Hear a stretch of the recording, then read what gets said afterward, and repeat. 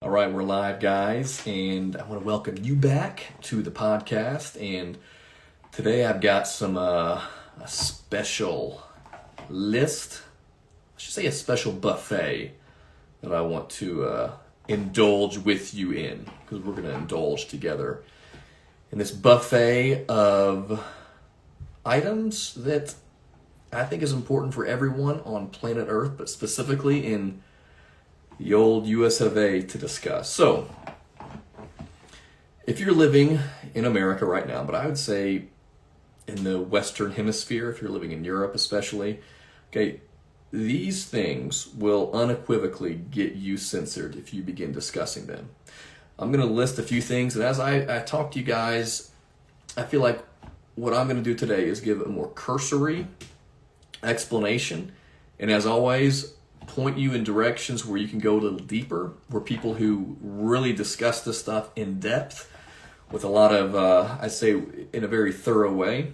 And I'll point you all in certain directions where I think you can kind of indulge more. So we're going to discuss about 4 things that if you discuss them at all in the public domain, you're going to get the ire and the attention of individuals in the media, public officials in Washington, D.C., deep state officials. You're going to get people's attention, and they're going to vociferously want to silence you. So let's list a few things, and then we'll talk about kind of the tactics behind the censorship and why the censorship. Because at the end of the day, there's always a why. There's not just they don't aimlessly want to censor us. All right, so first thing I'm going to talk about is vaccines. I'll be honest, I grew up, I got vaccines. I got the polio vaccine. I've gotten hepatitis A, hepatitis B. I've gotten several others, tetanus. Never really thought about vaccines at all until COVID. And when I say vaccines, you can kind of attach anything related to COVID with that, okay? And if you want to do a little experiment, just go online and look at an online forum of someone who posts something skeptical about the COVID vaccine. Just skeptical, all right? And by the way, I'm also going to acknowledge that I haven't done a ton of research into this, but if you're a common sense person and you have a keen awareness of what's happening here, you can call this out. So if you question at all the COVID vaccine, if you question the legitimacy of it as far as the health ramifications, if you take that, specifically for people who are younger, specifically children of middle school, high school, elementary school age, which in retrospect, it is a fact that none of that age group needed to get the COVID vaccine at all. They were not vulnerable. They had no prevailing conditions that would have caused them to become ill or contracted the COVID-19. So let me just say this. First of all, if you got the COVID-19 vaccine, don't freak out. I know there's a lot of people who are freaking out. I shouldn't have got it. You're seeing a lot of myocarditis things with people's heart conditions. You're seeing all sorts of ramifications for taking it. That's not the point. And I heard a discussion today with Tucker Carlson and Senator Ron Johnson, and I thought they had a really productive dialogue. But the important thing is, if you question the narrative of the COVID-19 vaccine at all, and what happens, what precipitates after that, it is, guys, it's like an atom bomb goes off. There is vitriol, there's hatred, to the point of you would have thought you said the most offensive thing in the world if you just question the narrative. Should I get the COVID-19 vaccine? And I'll just say a few things really quickly.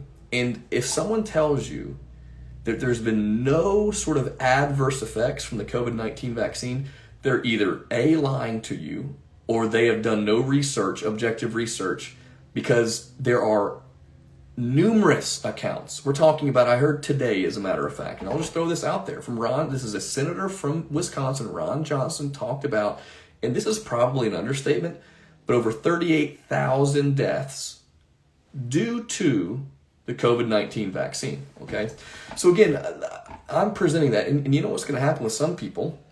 they're going to say, you're a science denier. You're denying the science. Guys, well, the experts told us during the COVID-19 pandemic, the experts, those who were supposedly the ones who were the experts in autoimmune research, the individuals who told you you had to stay 6 feet away from each other, and you had to quarantine, you had to make sure you wore these netted masks. All of that has been proven. All the people who told you if you got the COVID-19 vaccine, it was going to stop transmission. All of that has been proven to be a lie. And so the COVID-19 vaccine and anything tangentially related to that, much of it we see today, much of it has been exposed as fallacious and bad science. So think about that. COVID-19 vaccines, highly skeptical. And I could break it down more, but I want to just say again, this right here, and I appreciate someone's comments, Savannah's adding some comments there, which I appreciate that as well, the engagement. And so let's go on to the next thing I want to talk about, election integrity. And I may come back to the COVID-19 vaccines. I just want to mention a few things, again, very cursory. COVID-19 vaccine, you talk about it at all, any skepticism, you are censored, you're accused of being a science denier, you're accused of not being informed, when in reality there's tons of evidence to suggest that was not a safe vaccine to administer. I do want to say one more thing. The pharmaceutical industry, guys, gets billions and billions and billions of dollars off sick people. Being sick. And much of the vaccines, and I'm just saying common sense. If you think about this, you think about America and I think another country are the only countries in the world that allows pharmaceutical drugs to be broadcast on television. Did you know that? How crazy that is? And also in 1986, I know I was going to go into election integrity. Give me a second and I'll get there.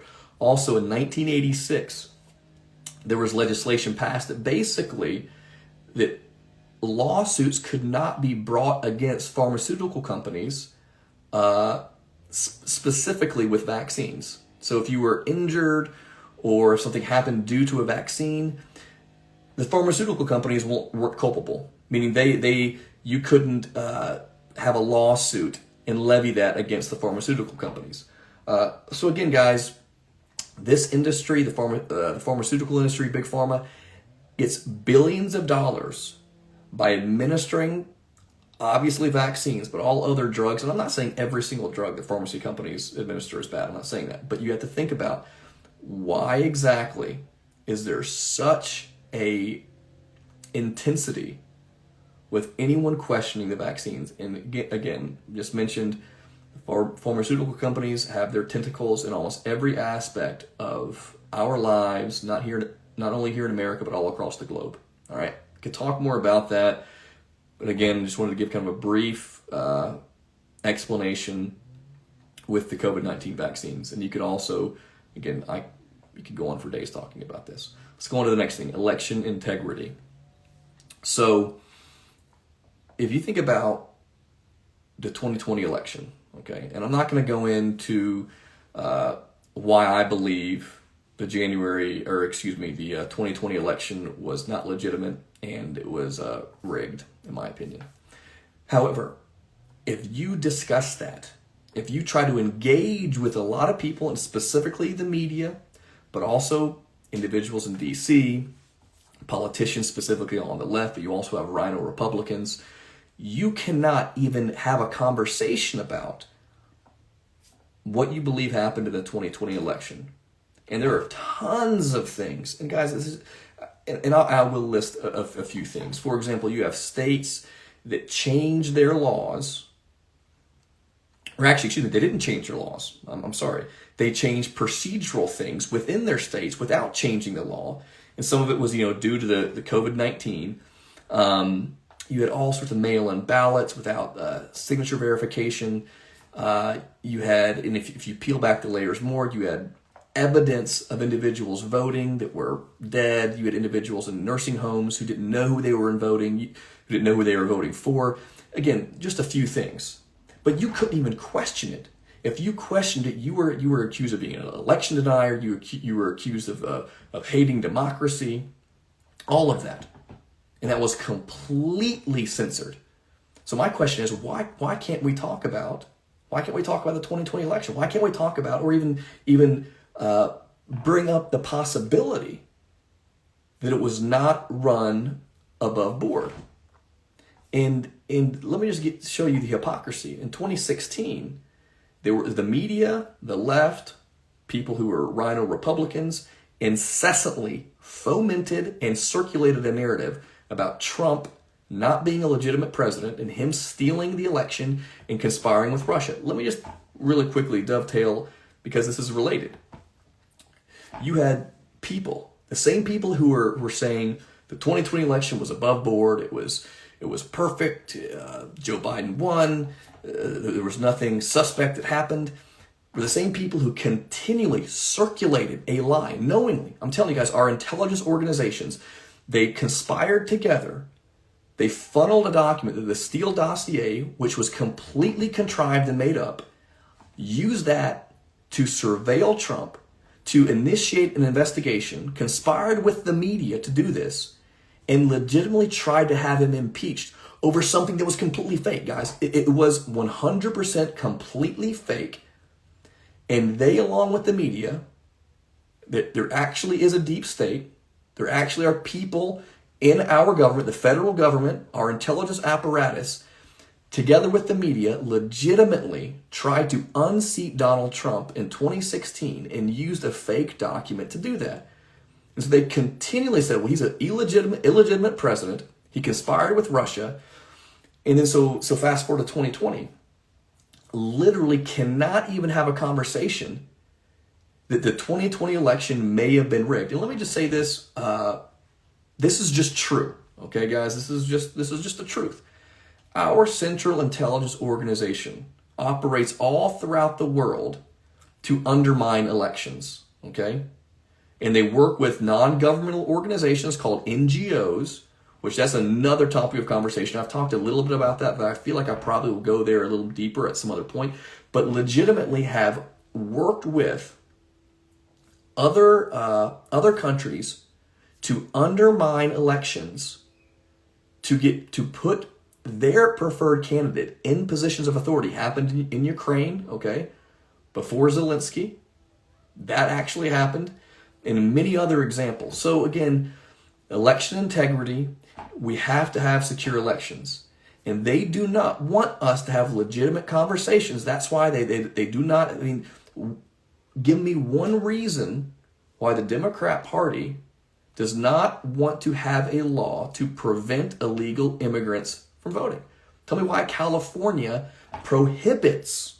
They literally will tell you, you cannot ask someone to show their ID. You can't do it. Makes no sense. And I'll add one more thing to that. Someone, talked about, I had a conversation with someone once, and they were asking me about, what's the big deal? I think it's more plain politics to have someone show their ID to vote. Well, do you know every state that Kamala Harris won did not require a voter ID? You know that? The states that she won did not require voter ID. And so, or it may have been the states Donald Trump, no, I think that's right. Yeah, the state she didn't win did not require voter ID. And so, as an example, let me just kind of flesh this out really quickly. If you're in California, all right, and you're not required to have voter ID, you go into a precinct to vote, okay? You can say, I'm this person, and again, you have to actually get a person on the voter roll, but let me tell you how easy this is, hypothetically speaking, to do that. So if you're in California and you have, believe me, there are individuals working within, and it's not just the Democrat Party, because there's people in the Republican Party, rhinos specifically, who don't actually want election integrity, specifically anti-Trumpers. You go to California and you canvass an area.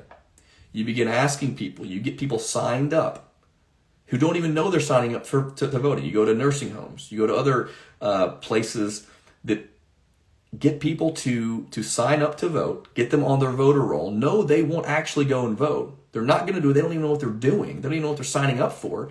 Get them on their voter roll. What happens is you begin getting people, illegal immigrants who are here, telling them, okay, go to this precinct, vote. You can use this name on this voter roll. It's easy. It's not hard to do. So again, another example. 2020 election, can't talk about it. And let me just say this. If you can't talk about something, if they're censoring something, a topic of conversation, whoever censored something that wasn't true, why would you care? If I told you a lie, a blatant lie, who would care to censor you? Like, that guy's crazy. What does it even matter? Why should I even care about censoring this? It's an absurd claim. But if you begin saying things that are actually true, that can move the needle, that can actually inspire people, that can give people actual understanding what's going on, that right there is a key indicator of something being true when it's being censored. All right, let me go to the next thing. Climate change. Can't talk about climate change. And I agree. Yes, we should have, I think states should have laws specifically. Every state should have a law requiring voter ID. No doubt about it. I firmly believe that to be true. Okay, so climate change. We'll just quickly go with this. You cannot, if you say, I don't believe that human beings emitting carbon into the atmosphere is a catalyst for climate change. I just don't believe that. If you say that legitimately, so if you actually have that position, you're a science denier, you are a climate denier, you are a heretic, legitimate death threats. I mean, they're death threats. I think the EPA, the guy who ran the EPA back in 2016, had death threats. Family had death threats. Think about how insane that is. It's a cult, guys. It really is. And if you look at just really quickly, the legitimacy of their claims, you have people saying the same thing over and over again about the climate, predicting cataclysmic results. And you know what happens? They continue to predict things, and they're continually wrong. In the 80s, it was global cooling. Then in the 90s and 2000s, it was global warming, right? Global warming. And then, we actually, the science began to prove, there's not a rapid increase in the temperature, so it changed to climate change. So any single thing, any anomaly, any sort of weather event was attributed to climate change. Now, again, guys, what is the reason for this? Do you honestly think, think about this. Do you honestly believe that us driving diesel trucks, riding in airplanes, causes hurricanes, causes earthquakes, causes an influx of tornadoes? And this is just actual fact. In the 1930s, we had worse tornadoes in the 1930s before the proliferation of carbon dioxide or carbon emissions from human beings. Worse hurricanes in the 1940s. You can actually look this up. This is factual. It may have been opposite. The hurricanes could have been in the 30s, tornadoes could have been in the 40s. Just an example of when you actually look at the research and then you look at like the medieval period, how it was actually warmer at that point than it is even now. To me, if you actually peel back the research does not affirm those individuals who are advocating for human beings being the catalyst for climate change. But even have that conversation. You can't even engage with that without being silenced. And I want to ask you all this. Those of you, and I'm not like necessarily condemning individuals who believe that we are a catalyst for climate change. Let me just say this. If you can't have open dialogue, this is the main point I'm trying to drive home here.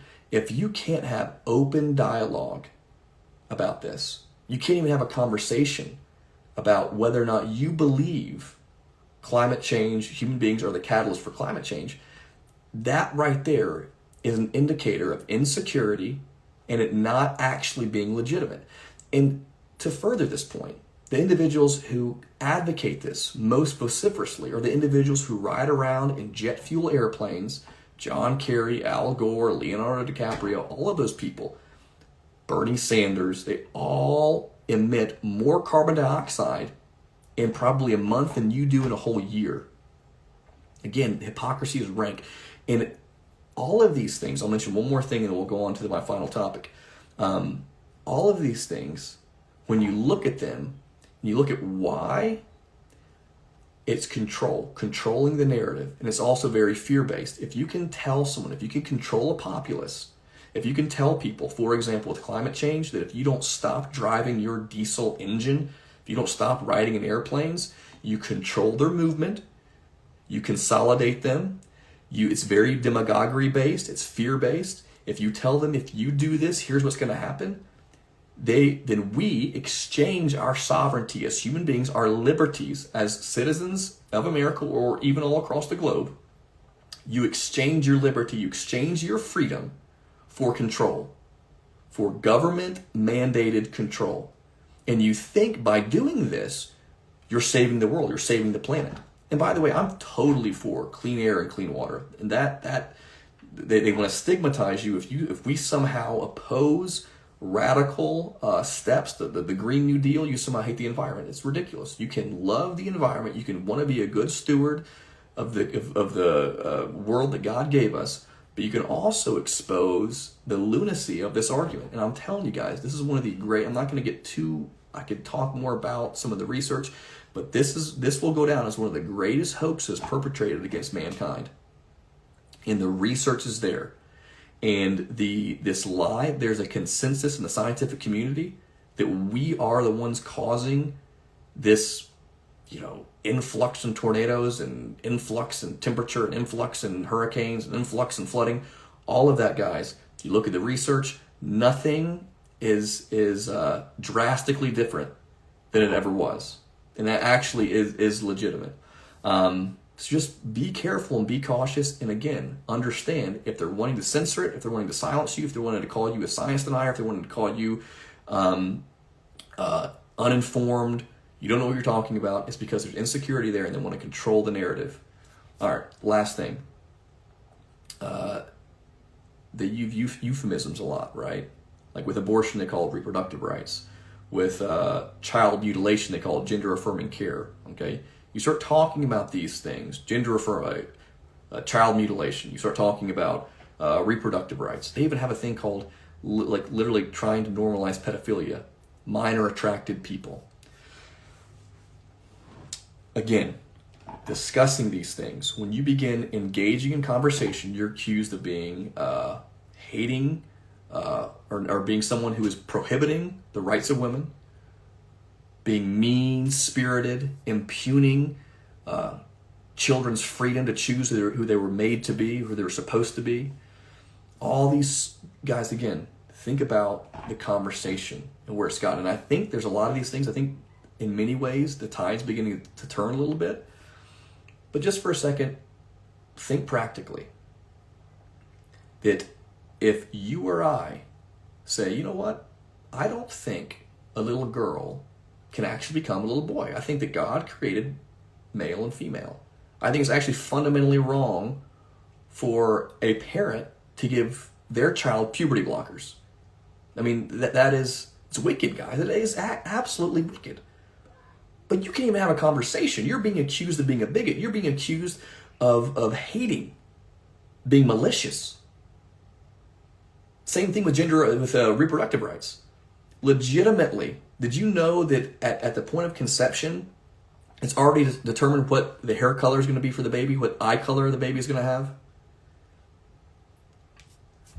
It is incredible if you actually peel back and look at the science. The science is there to actually contradict what they're promulgating. That is actually true. But again, they don't want to engage in conversation. This is where I'm getting at. When you begin wanting to silence and censor, you're not wanting to engage in debate. You're not wanting to engage in an actual substantive conversation because you know you don't actually have the goods to persuade people. So you begin using euphemisms like gender-affirming care and minor attracted people and reproductive rights, all those different things that sound reasonable, but they water down the actual message because when you peel back the layer, and I think this analogy in the Bible, whitewashed tombs. On the outside, they make it appear attractive, but on the inside, it's decrepit, it's sick, and it's putrid. All right. So those are 4 things we talked about. We talked about vaccines, election integrity, climate change. We talked about the euphemisms of gender-affirming care and child mutilation and minor attracted children. I just used a few of those to try to present my point. All right. This is the most, I think, significant thing I'm going to talk about as we close our session. And I've not actually ever publicly talked about this, and I'm just going to kind of break it down a little bit. I'm not going to go too in depth, but I do think it's super important. We talked about like how the left, how, rhino Republicans, progressives try to censor things they don't agree with, that they're threatened by. All right. But what I begin seeing is there is a movement that's infecting the right, conservatives, specifically. And I think there's one issue I've seen that's really beginning to take, I think, root with plenty of people. And I'll mention one person. I agree with a lot of what this guy says, but Ben Shapiro has been one of the main people who has, as a conservative, well-known conservative, who has come out, I think, and has been very hypocritical with his opposition with anyone who questions what's going on in Israel right now. So let me just say a few things really quickly, because this is a very touchy topic.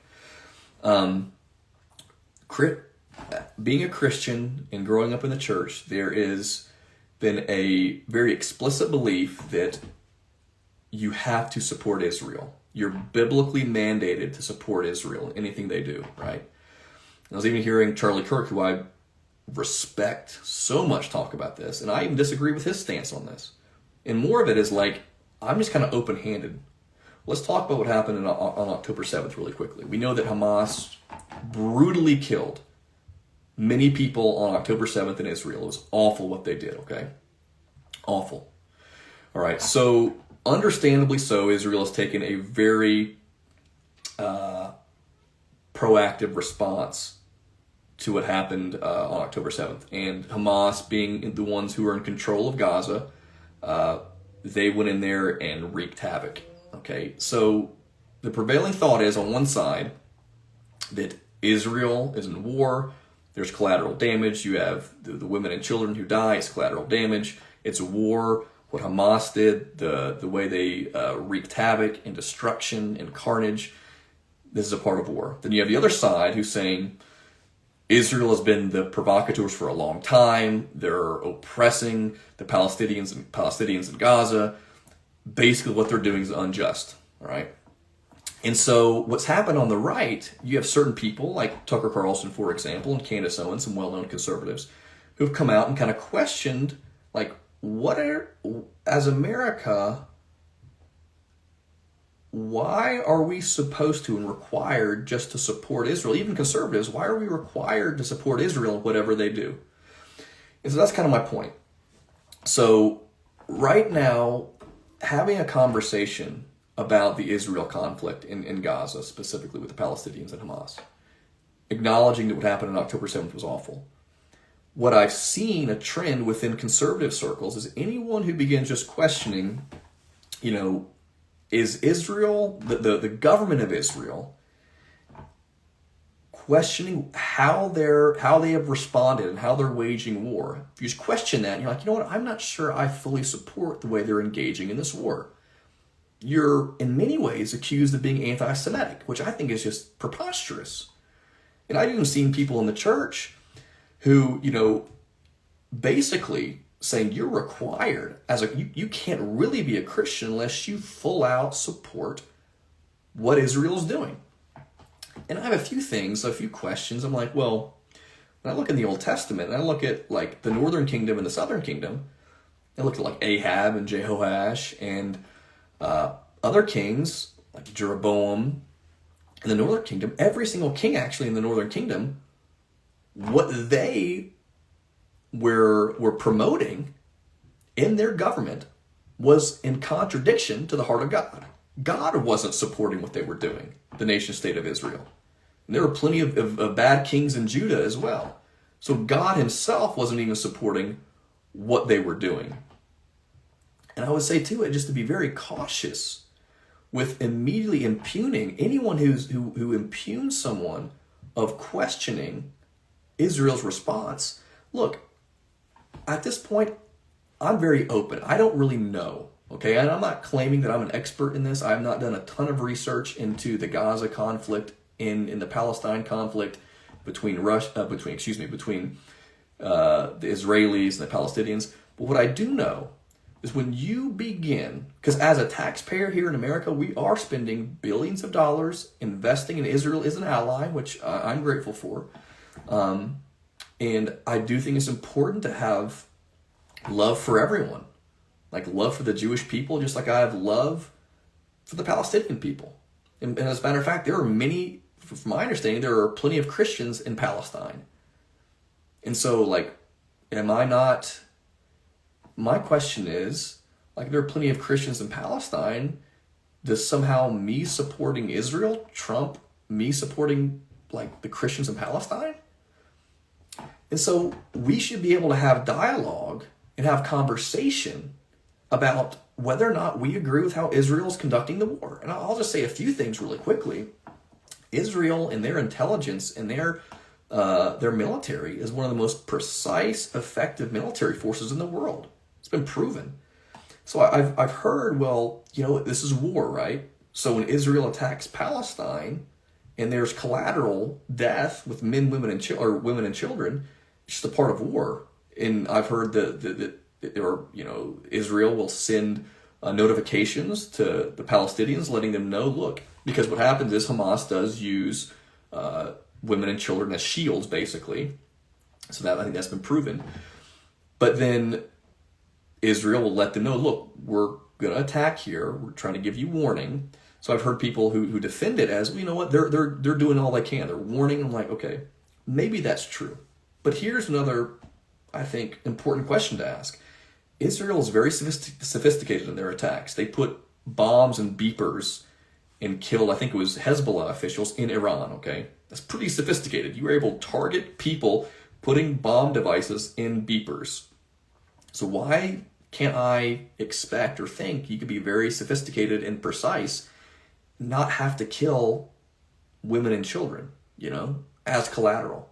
Now, again, I say all that to say, like, October 7th happened. So obviously Israel responded. And of course, with that type of attack and killing, you can't not have that conversation. So the people who were saying, well, Israel's responding too barbarically, they had viciously killed people, Hamas did, on October 7th. So you can't just say they can't respond.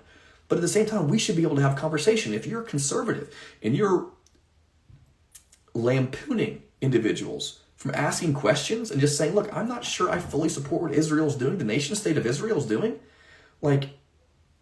you should be able to say that without being censored or being accused of being anti-Semitic, because it's the same exact thing that people like Ben Shapiro have talked about, who, take conservative stances on very social issues. You don't want to be called a bigot if you're pro-family, right? You don't want to be called racist if you just don't support DEI. So again, I think what I'm trying to get at is this idea that somehow you can't have a conversation about things that have typically been a tenet of conservatism or a tenet even of Christianity. Because I'll just say this, and I'm not going to go, I don't want to deconstruct this too much because I don't think I would be doing the conversation justice, I should say. But if you are dogmatically saying, in order to be a Christian, in order to follow God, you have to support the nation state of Israel and everything they're doing, that's just not biblically accurate. And what I see in Scripture, especially in the New Testament, where Paul says, look, there's neither Jew nor Gentile, all right? All are the same in Christ. I'm paraphrasing, but all are one in Christ. And Paul talks about this, or the writer of Hebrews, we're not circumcised by the flesh anymore. That's not the circumcision by the flesh was the old covenant. Our hearts are circumcised. That's what's important. We're set apart by that. And so I believe God's got a plan for the Jewish people. I don't know what that is. And I think the main thing we should do is to be very humbled and handle this situation with humility, rather than saying, I know exactly what's going on here. Here's how you should think. And if you think differently, well, then you're anti-Semitic. Or If you think that Israel should respond at all, then you hate the Palestinians, you hate the people of Palestine. Well, that's ridiculous as well. You should be able to have a conversation about this, and you shouldn't be branded. And I want to caution my conservative and even Christian friends on taking a hardline stance either way without being reflected, because for the longest time I had the same exact perspective. You just support Israel no matter what. That's our call as Christians. And I will also say this, and I'll end with this.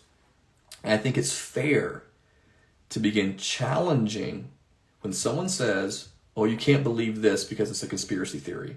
The CIA they literally invented that term to stigmatize anyone who wanted to question a prevailing narrative. All right? It's very calculated on their end. So if you want to begin asking questions about what happened on October 7th, or if you want to begin asking questions about what's happening right now in that conflict, don't worry about the conspiracy theory label. Just be objective in your research and in your question asking. And if someone is trying to prevent you from asking questions, turn that person off. If any, and this is what I will end with this. If any entity, any person is trying to tell you you can't ask questions about this, then that right there should tell you you're going down the right path. You're on the right trajectory if they're trying to prevent any sort of dialogue. All right, so all I got, guys. I hope you all have a phenomenal end to your Thursday and a great start to your weekend, and I'll talk to you guys soon. Thanks for tuning in. And Savannah, thank you for your comments. I appreciate it. Later.